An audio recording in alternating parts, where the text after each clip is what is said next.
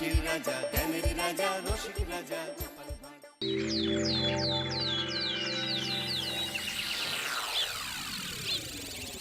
উফ, এইবার এমন একটা দাও মারবো না যে কৃষ্ণচন্দ্র কেঁদে কুল পাবে না। কিন্তু সেটা একমাত্র সফল হবে যদি কৃষ্ণনগরের মন্ত্রী আমাদের পাশে থাকে। আরে ও তো মোহর ছাড়া আর কিছুই চেনে না। ওকে খবর দিয়েছি এক্ষুনি এলো বলে। রাজামশাই, কৃষ্ণনগরের মন্ত্রী এসেছেন। ওকে ভেতরে পাঠিয়ে দাও। প্রণাম খাম্বাজরাজ। এ কি রানীমা, আপনি?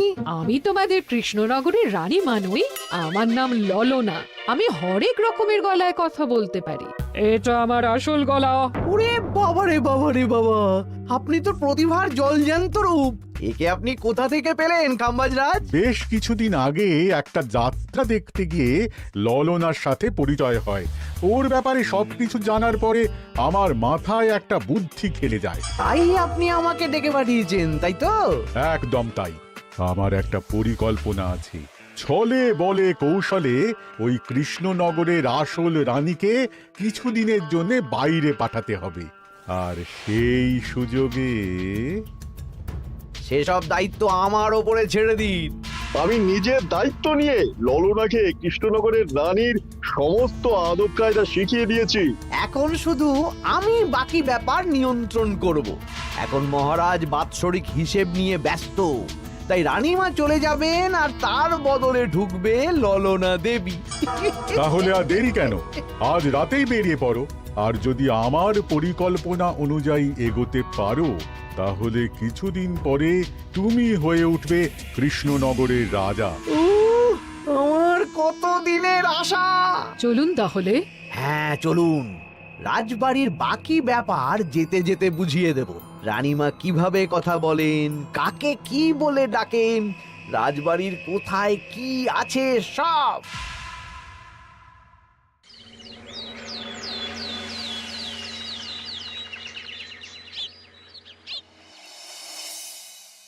কি গো গিন্নি, জ্বরটা নেমেছে?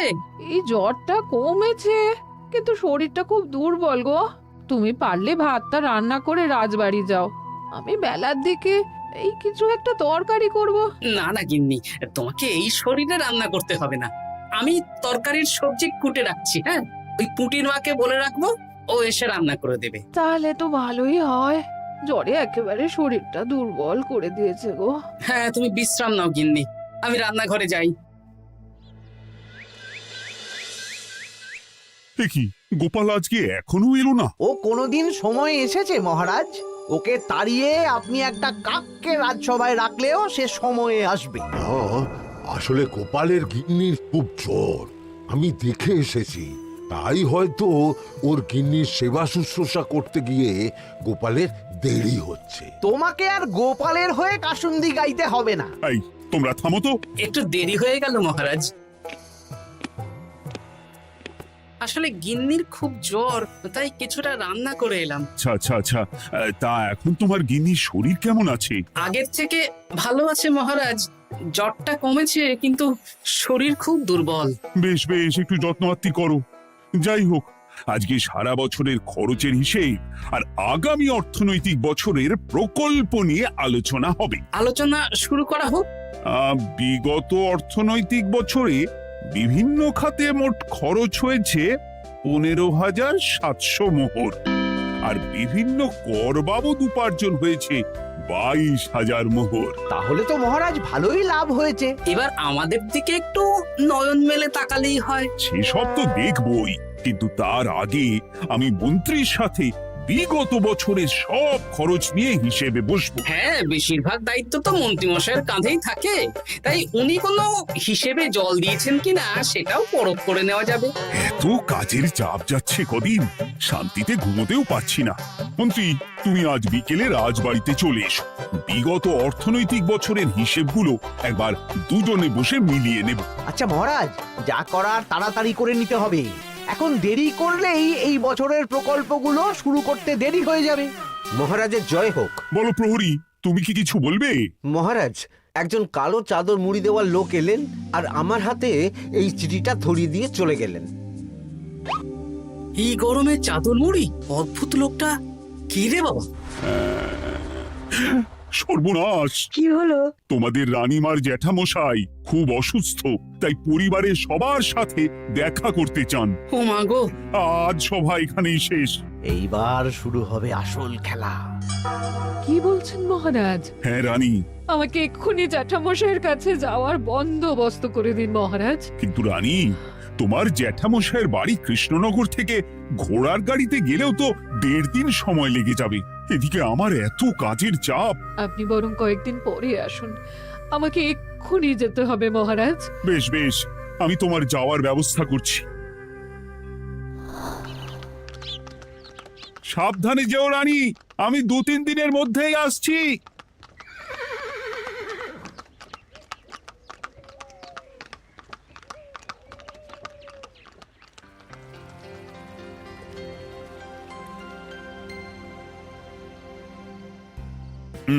মন্ত্রী, বিগত অর্থনৈতিক বছরে আমাদের পাঠশালার উন্নতির জন্য কত খরচ করা হয়েছিল একটু দেখো তো। সব মিলিয়ে মোট 150 মোহর মহারাজ। কিন্তু আমার এখানে তো 170 মোহর দেখাচ্ছে। 170 মোহর? তা কি করে হয়? একই রানীমা, আপনি ঘোড়ার গাড়ি করে গেলেন আর হেঁটে চলে এলেন। সে আমার ব্যক্তিগত ব্যাপার, তুমি তোমার কাজ করো।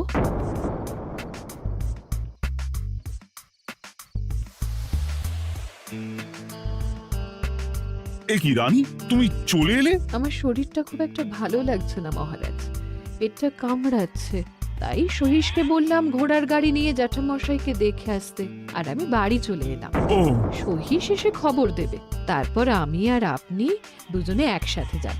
বেশ বেশ, ঠিক আছে রানী, তুমি বিশ্রাম নাও। বিশ্রাম না, আমি একটু স্নান ঘরে যাব, পেটটা কেমন মোচড় দিচ্ছে। মহারাজ কিছুই বুঝতে পারেনি, মজা জমবে।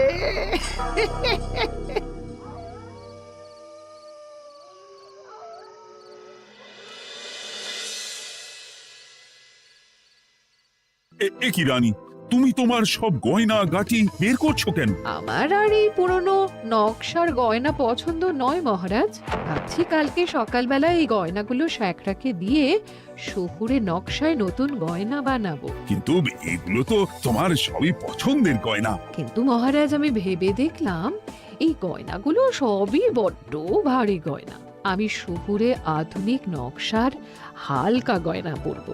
এমনিতে জ্যাঠামশাইয়ের শরীরটা ভালো নেই, মনটাও ভালো নেই, ও, পেটটা কেমন মোচড় দিচ্ছে, আমি আরেকবার স্নান ঘরে যাব।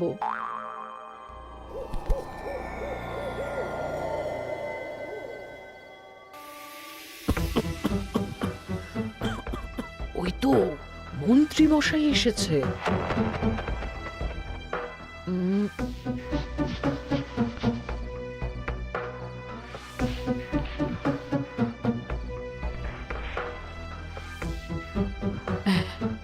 এই রাজ্যে গোপাল আমার শত্রু, কালকে থেকে গোপালকে খাটাবে।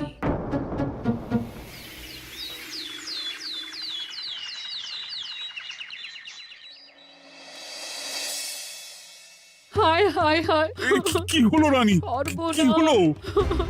গতকাল রাতে আমার সমস্ত গয়না চুরি হয়ে গেছে। বলো কি প্রহরী? বলুন মহারাজ। গতকাল রাতে রানীর সব গয়না চুরি হয়ে গেছে। তুমি আরেকজনকে নিয়ে এক্ষুনি খোঁজ করা শুরু করো। যথাজ্ঞা মহারাজ।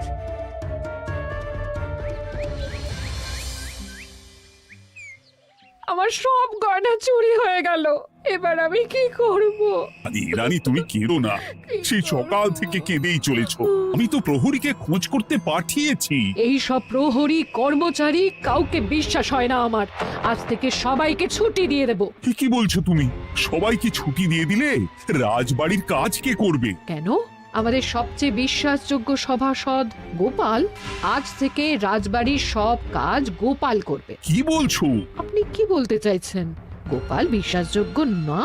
হ্যাঁ, গোপাল আমার সবচেয়ে প্রিয়, ওর চেয়ে বিশ্বাসযোগ্য আর কেউ নেই। কিন্তু কোনো কিন্তু না, বলবেন আপনার আদেশ।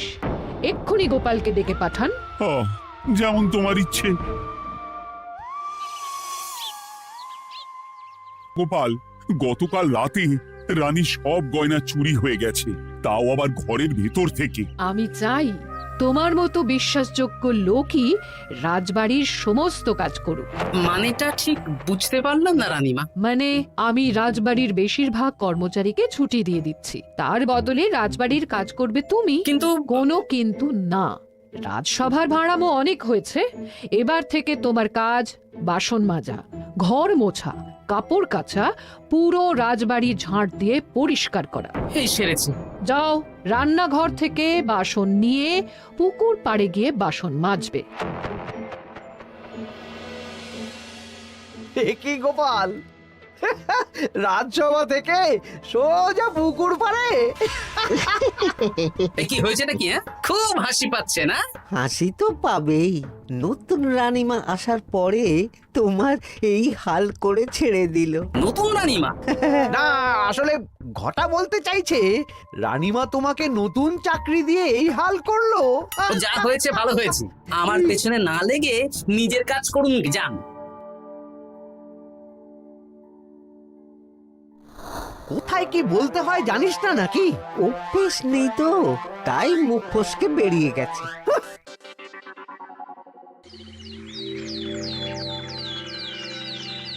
রাজ্যে চোরের উপদ্রব বেড়ে গেছে, তাই আমরা কিভাবে চোরের উপদ্রব কমানো যায় সেই নিয়ে আজকে একটা আলোচনা করব। কিন্তু মহারাজ, রাজসভায় এখনো তো সবাই আসেনি। এই তো এসে গেছি। ওই রাজবাড়ির জামা কাপড় কাচ্ছিলাম। এ কি, গোপাল এখন রাজবাড়ির জামা কাপড় কাচে? হ্যাঁ, সেসব করতে গিয়ে আমার নিজের জামা কাপড়ই ভিজে গেল, তাই বদলে এলাম। মহারাজ, রানীমা ঘোড়ার গাড়ি করে এসেছেন। মানেটা কি? রানী তো রাজবাড়িতেই আছে। হে কি মহারাজ, আমি প্রহরীদের কাছে শুনলাম আমার মতন দেখতে কেউ রাজবাড়িতে উড়ে এসে জুড়ে বসেছে। মানে তুমি তো আগেই চলে এলে। কি কাণ্ড! এই কে?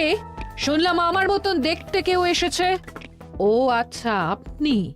তা কি চাই আপনার? বোঝো কাণ্ড, একরকম দেখতে একরকম গলা, এ বলে আমি আসল, ও বলে আমি। হয় হয় হয়, আসল নকল বোঝাই দায়। একটা নয়, দুটো রানী। আমার জ্যাঠামশাই একদম সুস্থ। এই মহিলা নিশ্চয়ই ভুয়ো চিঠি দিয়ে নিজের রাজবাড়িতে ঢোকার সুযোগ খুঁজছিল। একদম বাজে কথা বলবেন না। আপনি কে সত্যি করে বলুন। সমস্যা সমস্যা, ঘোর সমস্যা। আমার কোনো পাণ্ডিত্য দিয়ে বুঝতে পারছি না কে আসল আর কে নকল। আমি আসল, বিশ্বাস করুন। আমি তো এই মাত্র এলাম। না, আপনি নকল, আমি আসল। কিভাবে বুঝবো? আমি বলবো মহারাজ, এই যে এই রানী আসল। হ্যাঁ, কিন্তু মন্ত্রীমশাই, আপনি কি করে বুঝলেন? না মানে এই রানীমা তোমার উপরে এত ভরসা করে রাজবাড়ির কাজ করাচ্ছেন, কাউকে বিশ্বাস করেননি, একমাত্র তোমাকে বিশ্বাস করেছেন। এত ভালোবাসা, এত বিশ্বাস কার থাকতে পারে বলো? মানে গোপাল, তুমি রাজবাড়ির কি কাজ করছো? বাসন মাজা, ঘর মোছা, বাগান পরিষ্কার, অনেক কাজ করছি রানীমা। আপনার সব গয়না চুরি হয়ে গেল, তাই কাউকে বিশ্বাস করা যাবে না বলে ওই রানীমা আমাকে কাজে রাখলেন। এই ওই বন্ধ করে একটা উপায় বের করো। বেশ বেশ, আমি ধরে নিচ্ছি দুজনেই আসল। তাই আপনাদের দুজনকে আমি পরীক্ষা নেব, দেখব কে উত্তীর্ণ হন। তাই নাও। আপনারা দুজনেই তো সেনাপতিকে চেনেন, বলুন তো সেনাপতির আসল নাম কি? সনাতন সেন। আচ্ছা, আপনাদের বাপের বাড়ি কোথায়? বিজয়গড়। দূর দূর, গড়গড় করে সবই বলে দিচ্ছে। এভাবে হবে না, অন্য কোনো উপায় ভাবো। বেশ, সেনাপতি তলোয়ার দাও তো। দিচ্ছি। এই নিন, এই তলোয়ার দিয়ে মহারাজকে মেরে ফেলুন। আপনাদের মধ্যে কে মারতে চান বলুন। এসব তুমি কি বলছো গোপাল? মহারাজ আমার পতি পরমেশ্বর, ওনাকে আমি মারতে পারি? আমি স্বপ্নেও ভাবতে পারিনি গোপাল তুমি এই জঘন্য কাজ আমাকে করতে বলবে। আমি নিজের প্রাণের আহুতি দিতে পারি, কিন্তু মহারাজের গায়ে একটা আঁচড়ও দিতে পারবো না।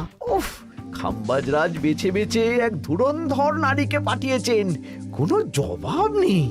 আমি বুঝতে পারছি না মহারাজ, এনাদের হাবভাব, কথাবার্তা, রূপ সবই একরকম। তবে যিনি ঘোড়ার গাড়ি চেপে এখন ফিরলেন, তিনি আসল হলেও হতে পারেন। আমি আসল, বিশ্বাস করুন। বললেই হলো? আসল হলে প্রমাণ করুন।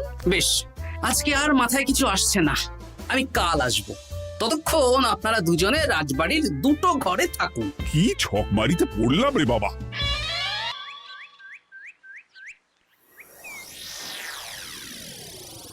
ললনা একদম তৈরি হয়ে এসেছে। দারুণ মজা হচ্ছে বলুন। এবার শুধু একবার আসল রানীকে সরিয়ে ললনা যদি রানী হয়ে যায়, তাহলে রানীর গয়নার মতন সব আমার হাতে চলে আসবে। তারপর কি হবে? তারপর ধীরে ধীরে মহারাজকেও কায়দা করে সরিয়ে দেব, আর খাম্বাজ রাজ আর আমি এই দুজনে মিলে এই রাজ্য চালাবো। কি বুদ্ধি আপনার মাথায়।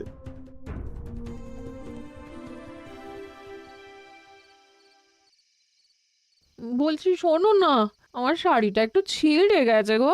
তুমি বাজার থেকে কালকে আমার জন্য একটা শাড়ি নিয়ে আসতে পারবে? হ্যাঁ, আচ্ছা বেশ, নিয়ে আসবো শাড়ি। শাড়ি শাড়ি শাড়ি, এই তো মাথায় বুদ্ধি এসেছে। কাল নয়, আজকেই। গোপাল, তুমি কিছু ভাবতে পারলে? মহারাজ, আপনার দুই রানীকে ডাকুন। আমার তো একটাই রানী। ওই হলো মহারাজ, আসল নকল দুজনকেই ডাকুন। কই গো, একটু বাইরে এসো। বলুন মহারাজ, আপনি যাচ্ছেন? আচ্ছা, আমি দুটো শাড়ি নিয়ে এসেছি, লাল শাড়ি আর নীল শাড়ি। এই দুটোই মন্ত্রপুত শাড়ি, এক সিদ্ধ পুরুষ দিয়েছেন। কে তিনি? না, সেসব এখন বলা যাবে না, তবে এই শাড়ি দুটো একটা একটা করে ওনাদের দিয়ে দিন।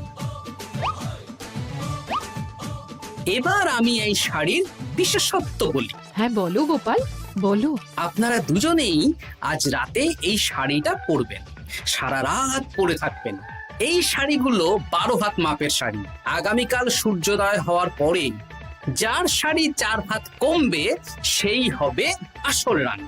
আচ্ছা বেশ, তাহলে তোমরা দুজনেই এই শাড়ি পরে থাক। কাল সকাল সকাল রাজসভা বসবে, তখন তোমাদের শাড়ি গোপালের কাছে জমা দিও। আচ্ছা। আমি যে নকল সেটা বুঝতে দেওয়া যাবে না। কি করে এই শাড়িটা 4 হাত কেটে ফেলে ওই দুফল কাটার ছড়ি কেটে ফেলো। কালকে আবার মজা হবে।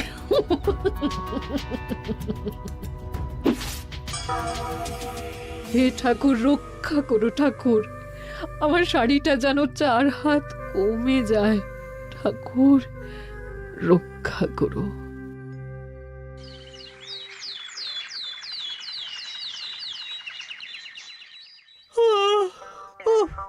এত সকাল সকাল রাজসভা, দূর, ভালো করে ঘুমটাও হলো না। আমি তো ঘুমোইনি, চিন্তায় ঘুমই আসেনি। কই গো, তোমরা এসো।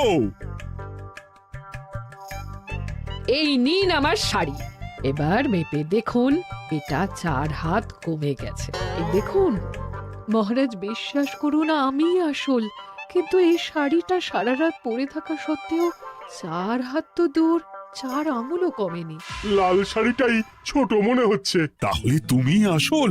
উফ, বাবা, বাঁচা গেল। আয়, কে আছো?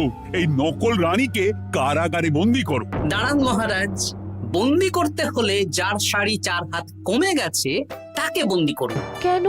আমার শাড়ি তো 4 হাত কমে গেছে। শর্ত অনুযায়ী যে আসল তার শাড়ি তো 4 হাত কমবে না, আপনি ধরা পড়ে গেছেন নতুন রানীমা। এগুলো কোনো মন্ত্রপুত শাড়িই নয়, এগুলো আমার পরিকল্পনার প্যাচ। আপনি নিশ্চয়ই নিজেকে আসল প্রমাণ করার জন্য শাড়িটা কেটেছেন। না মানে, না না না, তাহলে কমলো কি করে? না মানে হয়ে গেল। সত্যি গোপাল, তোমার বুদ্ধির জবাব নেই। গোপাল, তুমি আমাকে বাঁচালে। এই যে নতুন রানীমা, চুপ করে কেন? ওকে আমি কারাগারে গিয়ে বেত মারছি, তাহলেই সব বলবে। বল, কে তুই বল? আসলে মানে আমার নাম ললনা।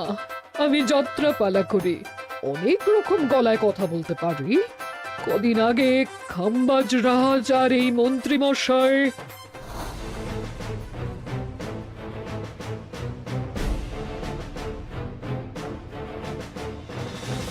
বাহ বাহ বাহ বাহ বাহ। এ তো দেখছি ললনার ছলনা। তার মানে রানীমার গয়না। ওগুলো তো সব মন্ত্রীকে দিয়েছে, জানলা দিয়ে কাপড়ে পেঁচিয়ে নামিয়ে দিয়েছি। মন্ত্রী, তোমাকে আমি শুলে চড়াবো। ভুল হয়ে গেছে মহারাজ, আমাকে ক্ষমা করুন। প্রাণে মারবেন না, সব গয়না ফেরত দিয়ে দেবো মহারাজ। তুমি শত্রু রাজ্যের প্ররোচনায় এত বড় ক্ষতি করতে চেয়েছিলে? ক্ষমা করুন মহারাজ, ক্ষমা করুন। সেনাপতি, মন্ত্রীকে 1000 বার বেত্রাঘাত করো। আর এই ললনার কি হবে? আমি অনেক দিন ধরে বাড়িতে একটা কাজ করার লোক খুঁজছি, ওনাকে পাঠিয়ে দিন। আমার গিন্নি শুয়ে বসে থাকবে আর উনি খাটবেন। নয়, হ্যাঁ, ললনার ছলনা ভেস্তে গেল।